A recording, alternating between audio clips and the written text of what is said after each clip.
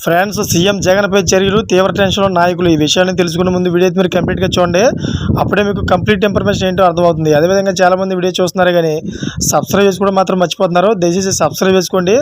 Subscribe చేసుకోవడం వల్ల నేను చేసే ప్రతి ఒక్క అప్డేట్ మీరు ముందుగానే పొందగలుగుతారు. అదేవిధంగా చాలామంది లైక్ చేయడం మర్చిపోతున్నారు. దయచేసి లైక్ చేయండి. లైక్ చేయడం వల్ల ఈ ఇన్ఫర్మేషన్ అనేది మనం చాలామంది రీచ్ చేసిన వాళ్ళు అవుతాం. ఇంకా లేట్ చేయకుండా వీడియోలోకి వెళ్ళిపోదాం. ఫ్రెండ్స్, ఏపీ సీఎం జగన్కు భారత ఎన్నికల సంఘం నోటీసులు జారీ చేసింది. ఎన్నికల కోడ్ ఉల్లంఘించినందుకు నోటీసులు జారీ చేసింది. ఇటీవల ఎన్నికల ప్రచారంలో టీడీపీ అధినేత చంద్రబాబుపై జగన్ అనుచిత వ్యాఖ్యలు చేశారని టీడీపీ నేత వర్ర రామయ్య ఈసీకి ఫిర్యాదు చేశారు. అదేవిధంగా దీంతో స్పందించిన ఈసీ జగన్కు నోటీసులు జారీ చేసింది. అయితే తన వ్యాఖ్యలపై 48 గంటల్లో వివరణ ఇవ్వాలని నోటీసులో పేర్కొంది. అయితే లేకుంటే చర్యలు తీసుకుంటామని హెచ్చరించింది.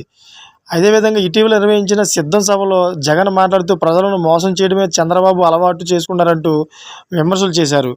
అరుంధతి సినిమాలో పసుపుతో చంద్రబాబును పోల్చుతూ కామెంట్లు చేశారు. అయితే ఈ వ్యాఖ్యలపై తీవ్ర అభ్యంతరం వ్యక్తం చేసిన టీడీపీ నేతలు ఈసీకి ఫిర్యాదు చేశారు.